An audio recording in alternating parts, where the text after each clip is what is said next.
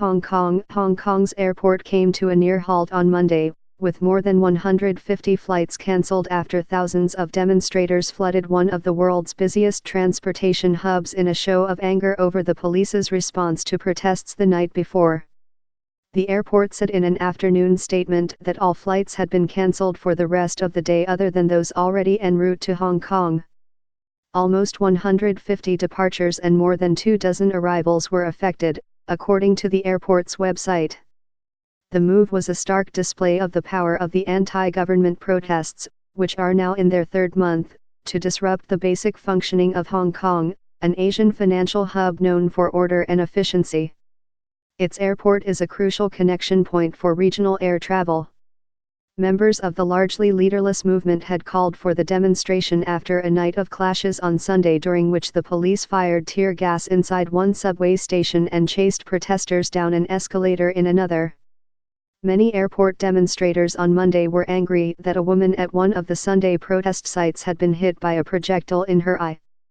This summer's protests in Hong Kong began in early June in opposition to legislation that would have allowed extraditions to mainland China, where the courts are controlled by the ruling Communist Party.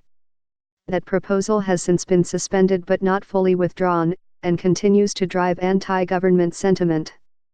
But other issues have loomed larger in recent weeks, including the stalled promise of more direct elections and the use of force by the police against demonstrators. Here's a guide to what prompted the Hong Kong protests and how they evolved. Protesters gathered at the airport throughout the afternoon on Monday, eventually filling the arrival hall in the main terminal, before more protesters went upstairs to the departure hall. The airport said in its statement that operations had been seriously disrupted as a result of the public assembly at the airport today. A Hong Kong official called it an illegal assembly. The cancellations affected thousands of passengers at Hong Kong International Airport, which handled nearly 75 million passengers last year. Some said they agreed with the protesters' pro-democracy agenda. If they have to stand for something, as long as it's peaceful, I can understand that, said Africa Alvarez, 48, who was flying home to Barcelona. I can take my flight against something which is more important. Others expressed frustration. I am sympathetic for people who want changes, but I'm not sure it's the best way to go about it, said Pauline Price, a 52-year-old movie theatre manager from New Zealand. She said protesters risked losing support if their ad hoc moves became too disruptive. Hong Kong was stable. It was one of the safest places in the world. This damages the image of Hong Kong. Anti-government protesters had staged a 3-day sit-in at the airport over the weekend, during which they handed out pamphlets to travelers explaining their grievances. That protest started on Friday and did not noticeably disrupt services. On Monday afternoon, the central government in Beijing reiterated its support for the Hong Kong police and condemned the actions of protesters on Sunday, including the use of a gasoline bomb that officials said had burned a police officer.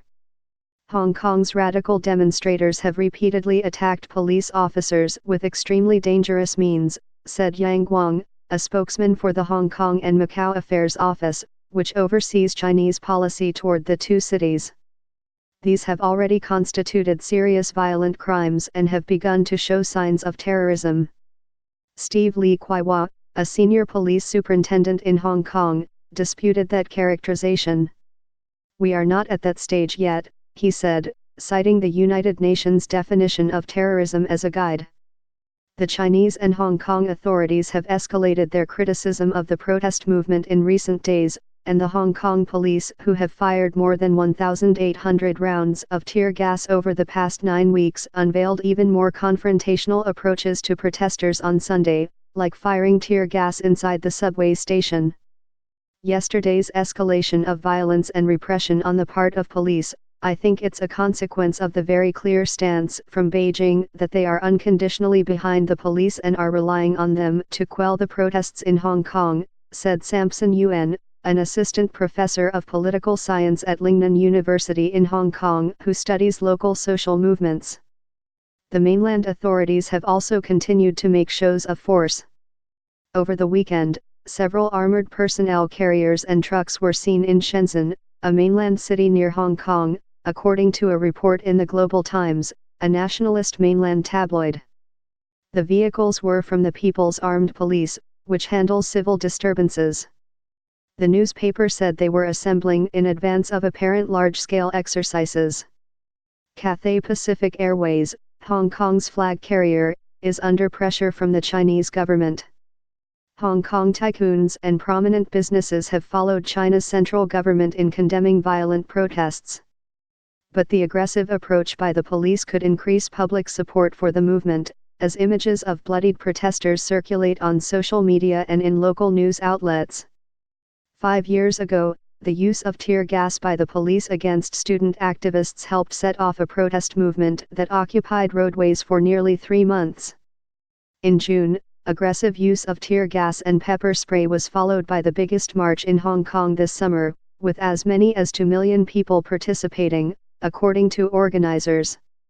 On Sunday, Hong Kong residents were especially appalled by confrontations between protesters and police officers that took place inside subway stations, part of the city's famously reliable public transit system. At the Kwai Fong station, in the New Territories region of Hong Kong that borders mainland China, officers pursuing protesters who had gathered at a nearby police station fired tear gas behind the turnstiles, in what was apparently their first use of tear gas in an enclosed area. The police also charged at demonstrators crowded at the top of a long escalator in the Tai Kau station on Hong Kong Island, swinging batons and firing pepper ball rounds from a short distance.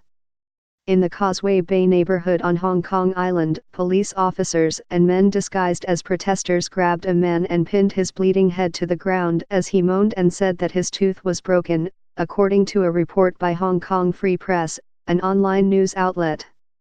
In Tsim Sha Tsui, a popular shopping district on the Kowloon Peninsula across the harbor from Hong Kong Island, a woman needed emergency surgery after being hit in the right eye, apparently by a projectile, according to local news reports. Her status was not immediately known. Terence Mack, an assistant police commissioner, said it was unclear how the woman had been injured. "We don't have enough information right now," he said. There were many weapons on scene, such as beanbag rounds as well as steel balls, a reference to slingshots that he said were used by protesters. The injury to the woman in particular angered protesters at the airport, many of whom covered their right eyes with bandages in an expression of solidarity. Noelle Tse, a 29-year-old nurse, said she had joined the airport protest because she thought the police had acted with excessive force against demonstrators on Sunday night. "This incident is no longer a political issue," she said. "It is a battle between right and wrong."